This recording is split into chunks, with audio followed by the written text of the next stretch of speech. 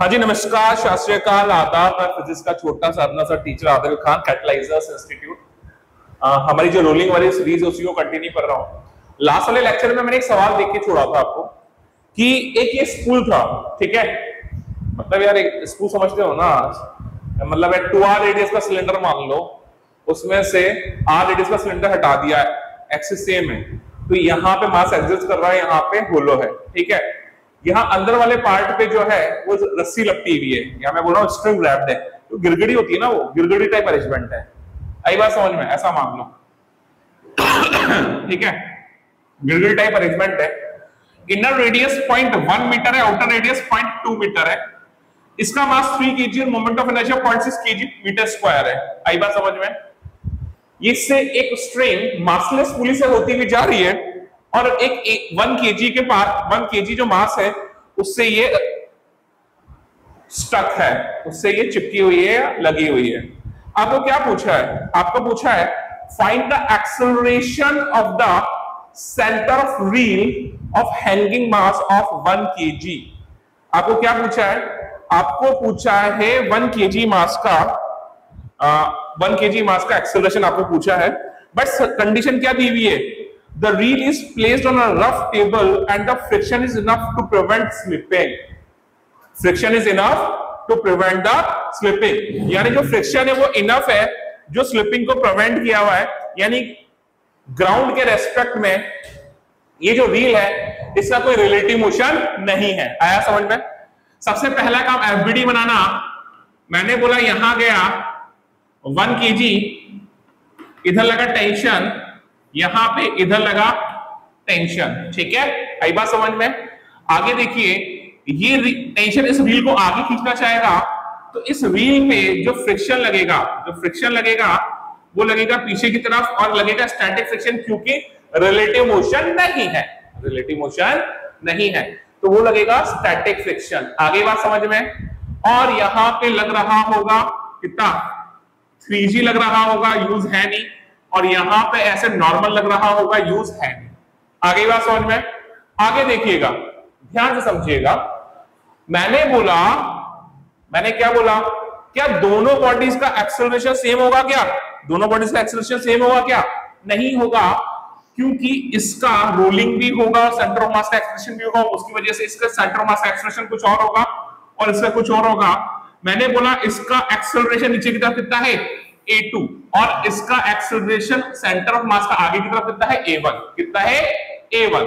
अब आगे समझिए, मैंने बोला ध्यान से समझिए, ये जो रील है वो अल्फा एंगुलर एक्सेलरेशन से घूमते हुए आगे गई।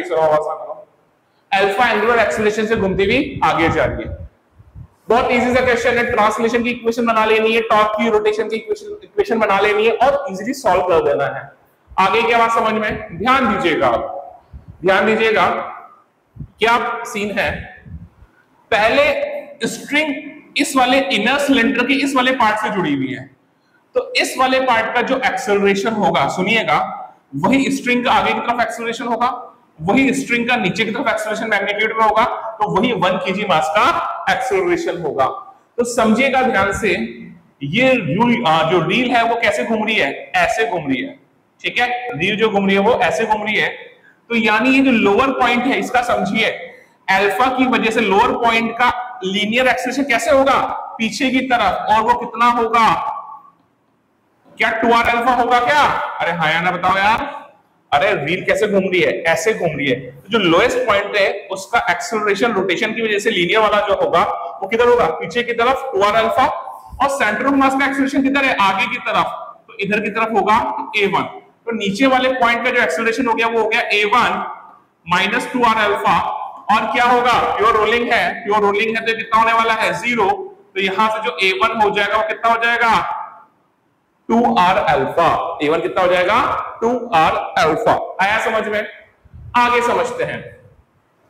इस वाले पॉइंट के एक्सेलरेशन की बात करता हूं मैं, इस वाले एक्सेलरेशन की पॉइंट के एक्सेलरेशन की बात करता हूं मैं।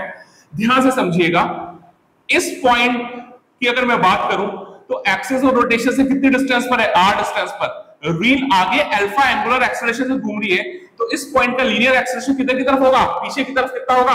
r alpha. कितना होगा?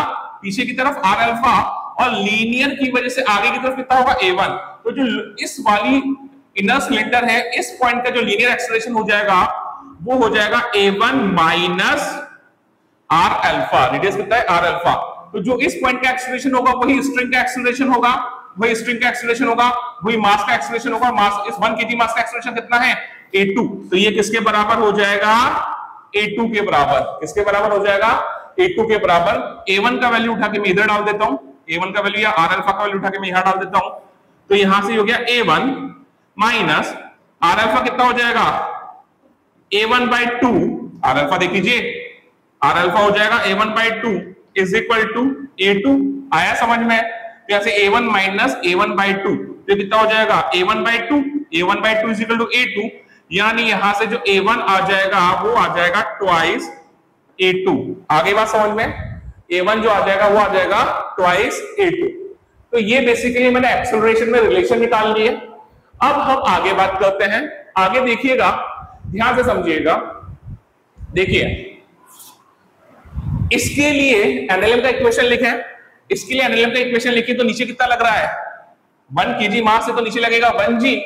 तो ये इसकी इक्वेशन हो गई 1g minus t is equal to 1 a2, यानी इसको मैं लिख सकता हूं 10 minus t is equal to a2, equation 1। आगे बात समझ में?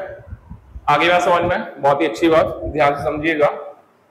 आगे देखिए, ये वाला ब्लॉक जो है इस पर टेंशन लग रहा है, सॉरी रील जो है इस पर टेंशन लग रहा है आगे और एफ लग रहा है पीछे। टी है आगे और एफ है पीछे। बॉडी कितना जा रही है? आगे की तरफ। आगे की तरफ नेट फोर्स बचा टी माइनस एफ। कितना बचा? T minus F is equal to mass into acceleration. इसका मास कितना है? 3 और सेंटर मास का एक्सेलरेशन कितना है? a1। तो ये हो जाएगा 3a1। कितना हो जाएगा? 3a1। This is the equation 2। आगे बात समझ में? कोई प्रॉब्लम वाला बात नहीं है। अब हम लोग यहां पे बात करते हैं, ये तो दोनों ट्रांसलेशन का इक्वेशन हो गया। रोटेशन के इक्वेशन के लिए टॉर्क की बात करूं मैं, तो देखो एक्सिस ऑफ रोटेशन के रेस्पेक्ट में जो टाउ ये टी है उसका टॉर्क कैसे लगेगा? देखिए, एक्सिस ऑफ रोटेशन के रेस्पेक्ट में जो टी है उसका टॉर्क कैसे लगेगा? ऐसे। और एफ का टॉर्क लगेगा ऐसे। बॉडी किधर घूम रही है? क्लॉकवाइज घूम रही है। बॉडी किधर घूम रही है? क्लॉकवाइज। तो क्लॉकवाइज टॉर्क कौन जनरेट कर रहा है? एफ। और एंटी क्लॉकवाइज टॉर्क कौन जनरेट कर रहा है? टी। बॉडी घूम रही है आगे की तरफ। तो देखो एफ का टॉर्क कितना हो जाएगा? ये होगी एफ की line of action. Axis of rotation से परपेंडिकुलर डिस्टेंस कितनी हो गई? 2r। तो जो एफ है उसका टॉर्क हो जाएगा एफ इंटू 2r। ये तो हो जाएगा क्लॉकवाइज टॉर्क। टेंशन का टॉर्क क्या होगा? Anti clockwise. तो ये होगी टेंशन की line of action. Axis of rotation से परपेंडिकुलर डिस्टेंस कितनी हो गई? r। तो टेंशन का टॉर्क हो जाएगा t into r, but anti clockwise direction में इसलिए मेरे को माइनस करना पड़ेगा। तो t into r is equal to I alpha. t into r is equal to I alpha. समझ में आया? तो यहां से 2f r minus T r is equal to I. I कितना दिया हुआ है भाई? आई दिया हुआ है 0.6। कितना दिया हुआ है? 0.6। और अल्फा की जगह क्या लिख सकता हूं मैं? अल्फा की जगह लिख सकता हूं मैं a1 अपॉन 2r। कितना लिख सकता हूं? a1 upon 2r। ठीक है क्या? तो यहां से आ जाएगा 2f minus T is equal to 0.6 upon 2r square into a1। r का वैल्यू कितना है? r का वैल्यू कितना बच्चों? r का वैल्यू है 0.1। r का वैल्यू कितना है? 0.1। देखो यहाँ पे r का वैल्यू कितना दिया हुआ है? 0.1। तो यहां से हो जाएगा 2f minus T is equal to 0.6 upon 2 into r का वैल्यू कितना गिवन है हमें? 0.1। तो ये हो जाएगा स्क्वायर, यानी 0.01 इंटू a1। आगे बात समझ में? तो ये हो गई मेरी इक्वेशन 3। इसको थोड़ा सा और सॉर्ट आउट करता हूं। तो यहां से ध्यान दीजिए, ये होगा 0.3 अपॉन 0.01। तो ये हो जाएगा 2f minus T is equal to 30a1। Equation 3 डाल दी। कुछ नहीं करना, मुझे a2 निकालना है। कुछ नहीं करना, मुझे a2 निकालना है। तो सीधा सीधा आपको मेरे को इक्वेशंस को सॉल्व करना है, कुछ नहीं करना। तो देखिए मैं क्या करूं, इक्वेशन 2 इक्वेशन, अच्छा यहां t है, ठीक है, क्या करूं मैं? इक्वेशन 2 है और इक्वेशन 3 है मेरे पास। इक्वेशन 2 है और इक्वेशन 3 है। इक्वेशन 2 को 2 से मल्टीप्लाई करके, इक्वेशन 2 को 2 से मल्टीप्लाई करके ऐड कर देता हूं। इक्वेशन 2 को क्या करूं, 2 से मल्टीप्लाई करूं तो यहां का हो जाएगा 2t minus 2f, 2t minus 2f, 2f से 2f कैंसिल आउट हो गया। पूरा लिख देता हूं अगर आपको समझ में नहीं आ रहा है तो ये हो जाएगा 2t minus 2f is equal to 6a1। इन दोनों को मैंने ऐड कर दिया तो 2f से 2f कैंसिल आउट हो गया, 2f से 2f कैंसिल आउट हो गया। हाँ, तो यहां से हो गया 2t माइनस t, ये कितना हो जाएगा t is equal to 36a1। कितना हो जाएगा, t is equal to 36a1। और क्या a1 की जगह मैं 2a2 डाल सकता हूं क्या, तो जो t हो जाएगा वो हो जाएगा 36 इंटू 2 इंटू a2। आगे बात समझ में, हो गया काम खत्म मेरा। इस टेंशन का वैल्यू उठाऊं और यहां डालूं तो मेरे पास सीधा सीधा a2 आ जाएगा। तो यहां से था 10 माइनस t, t कितना हो गया, t हो गया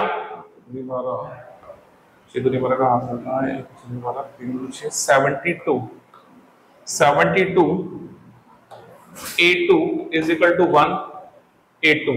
तो यहां से 10 is equal to 10 is equal to कितना हो जाएगा 72 प्लस 1 कितना हो जाएगा 73 a2।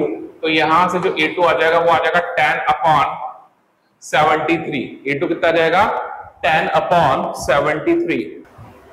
ठीक है, समझ में आया इतना। तो यहां से सॉल्व करेंगे तो जो a2 आ जाएगा वो आ जाएगा 0.136 लगभग मीटर पर सेकंड। आपके पास a2 आ गया तो जो a1 आ जाएगा वो आ जाएगा 2 इंटू 0.136 और ये जो आ जाता है वो कितना आ जाता है, वो आ जाता है लगभग 0.27 के आसपास, यानी ये हो जाएगा 0.27 मीटर पर सेकंड स्क्वायर। तो इस टाइप से आपका a1 और a2 दोनों आ जाता है। हाँ भाई, मुझे लगता है कि ये सवाल समझ में आ गया होगा। चलिए एक और क्वेश्चन करते हैं, इस बार कंबाइंड मोशन करेंगे। देखिए नेक्स्ट क्वेश्चन, देखिए नेक्स्ट क्वेश्चन क्या है। नेक्स्ट क्वेश्चन है, ये ग्राउंड है, ठीक है बेटा। इस ग्राउंड पे एक प्लैंक रखा हुआ है, ये वाली जो सरफेस है स्मूथ है, ये वाली जो सरफेस है वो स्मूथ है। इस पे एक प्लैंक रखा हुआ है, प्लैंक का मास है m2, प्लैंक का मास है m2। उसके ऊपर एक सॉलिड स्फीयर रखा हुआ है जिसका रेडियस r है, मास है m1। स्फीयर और प्लैंक के बीच में जो कांटेक्ट सरफेस है, यहाँ पे फ्रिक्शन है जिसका स्टैटिक फ्रिक्शन μs है और काइनेटिक फ्रिक्शन कितना है μk। आई बात समझ में। ये जो प्लैंक है, इस प्लैंक पे हॉरिजॉन्टल फोर्स F आगे लग रहा है, इस प्लैंक पे हॉरिजॉन्टल फोर्स जो है वो F आगे लग रहा है। अगर F आगे लग रहा है तो प्लैंक आगे जाने लगेगा, प्लैंक आगे जाने लगेगा तो स्फीयर उस पे रोल होने लगेगा। क्या होगा, स्फीयर उस पे रोल होने लगेगा। आपको बोला है, आपको क्या बोला है, मैक्सिमम हॉरिजॉन्टल फोर्स F निकालो। F का मैक्सिमम वैल्यू कितना हो, F का मैक्सिमम वैल्यू कितना हो कि जो स्फीयर इस प्लैंक पे रोल हो रहा है वहां पे इन दोनों के बीच में सरफेस पे कोई रिलेटिव मोशन ना हो, यानी वो उसमें स्लिप ना हो। कुल मिला के मैं ये बोल रहा हूं मैं, यानी जो लोअर पॉइंट है और जो प्लैंक है, इन दोनों के बीच में जो कांटेक्ट सरफेस है उनके बीच में रिलेटिव मोशन नहीं होना चाहिए, यानी ये जो स्फीयर है इसमें स्लिप नहीं होना चाहिए, प्योरली रोल करता रहा, जैसे भी जाएगा वो देखना होगा हमें। आई बात समझ में, समझ में आया इतना।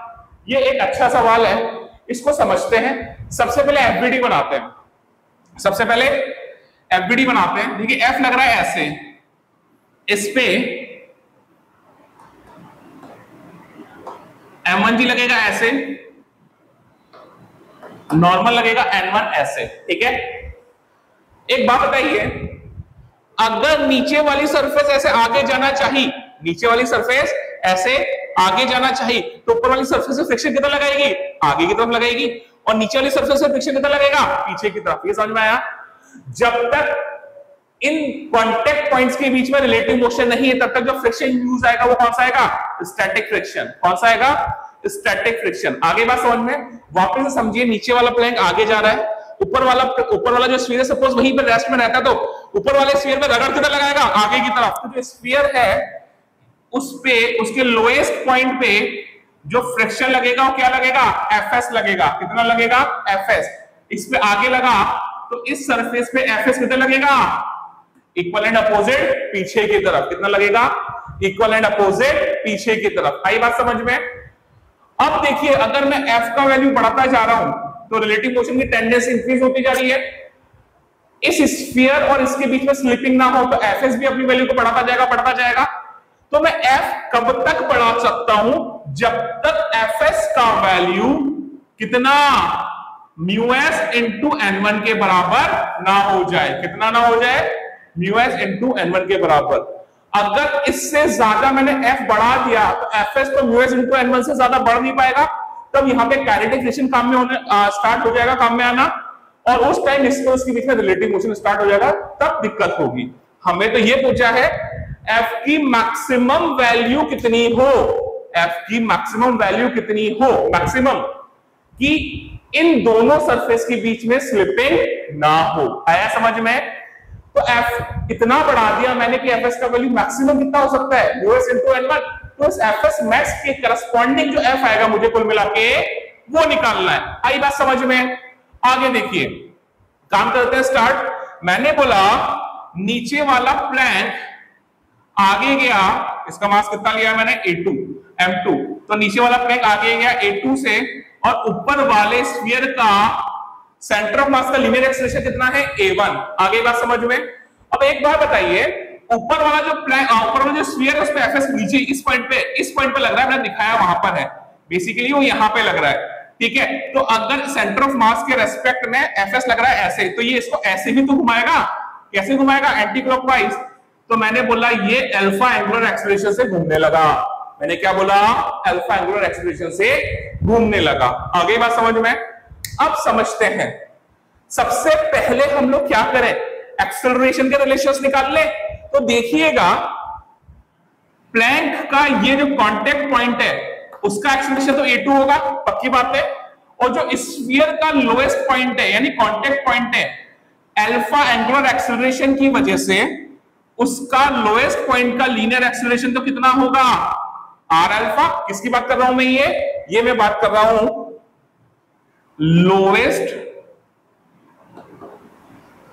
Point of sphere. तो देखिए ध्यान से समझिएगा, स्फीयर ऐसे घूम रहा है, तो जो लोएस्ट पॉइंट है उसका एंगुलर एक्सेलरेशन की वजह से लोएस्ट पॉइंट का जो लीनियर एक्सेलरेशन होगा वो आगे की तरफ होगा, कितना होगा, आर अल्फा।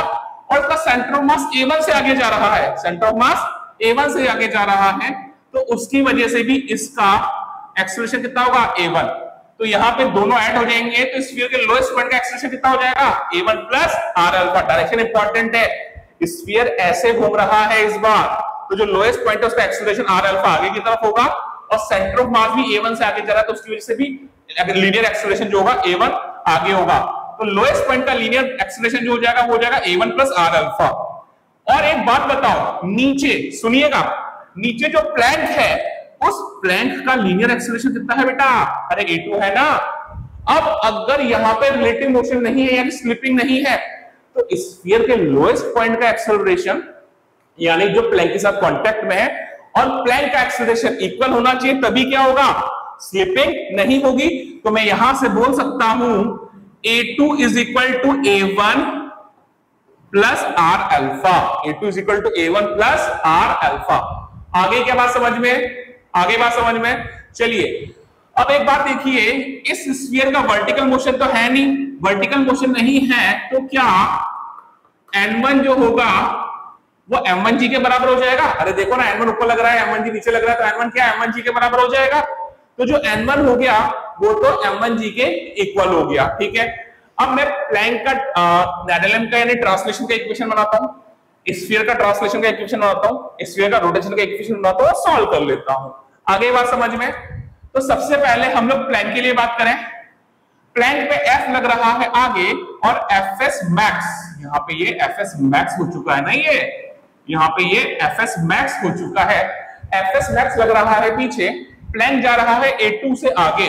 तो प्लैंक की इक्वेशन बनी F minus Fs max sphere की वजह से is equal to M2 A2, यानी यहां से हो जाएगा F माइनस ये हो जाएगा म्यू एस और एफएस मैक्स कितना हो जाएगा म्यू एस इंटू n1, दोनों इक्वली होंगे, म्यू एस इंटू n1 और n1 किसके बराबर हो जाएगा, अभी लिखा मैंने m1g, तो हो जाएगा mu S m1g is equal to m2 into equation 1। ये होगी प्लैंक की इक्वेशन। ठीक है, क्या मैं स्फीयर की इक्वेशन लिखता हूं तो स्फीयर पे सिर्फ एफएस लग रहा है और ये एफएस इसके सेंटर मास को a1 से आगे लेके जा रहा है।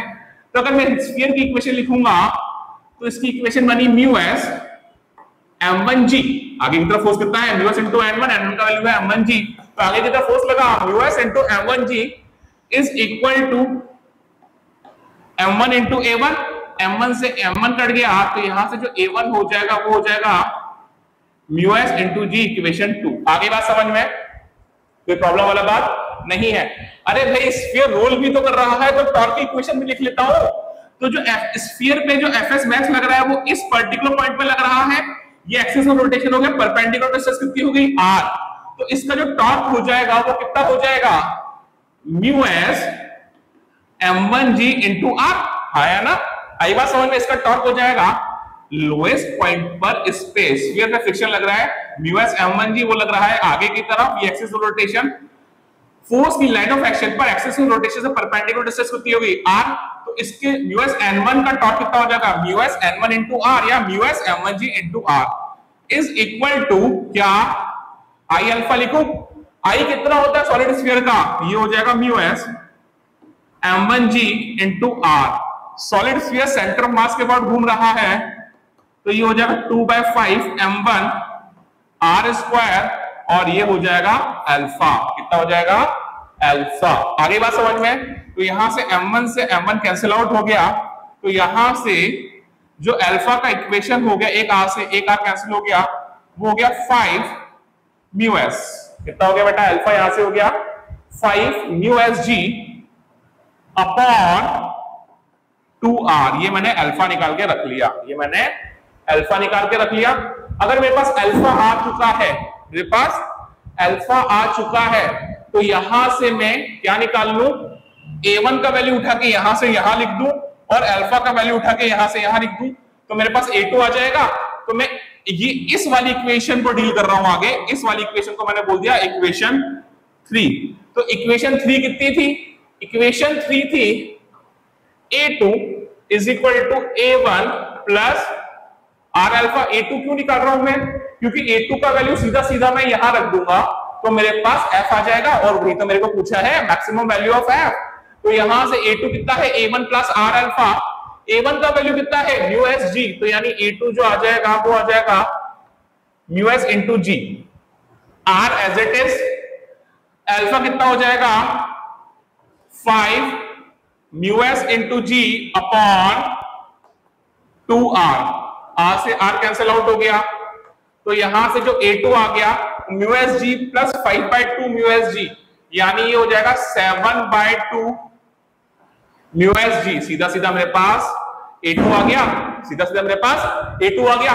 इक्वेशन 1 से बात कर लूं, बाय इक्वेशन 1 f का वैल्यू कितना हो जाएगा, f का वैल्यू हो जाएगा mu S m1g plus m2a2, f का वैल्यू चाहिए मुझे mu S m1g plus m2a2, यहां से तो f आ जाएगा mu S m1g plus m2, ये हो गया मेरे पास a2, यानी हो जाएगा 7/2 म्यू एस जी।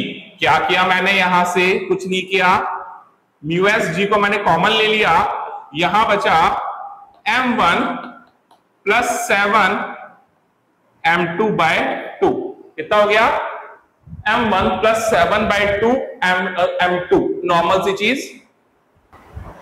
तो सीधा सीधा मेरे पास ये जो आ गया, ये मेरे पास f की मैक्सिमम वैल्यू आ गई जब तक इनके बीच में प्योर रोलिंग होगी।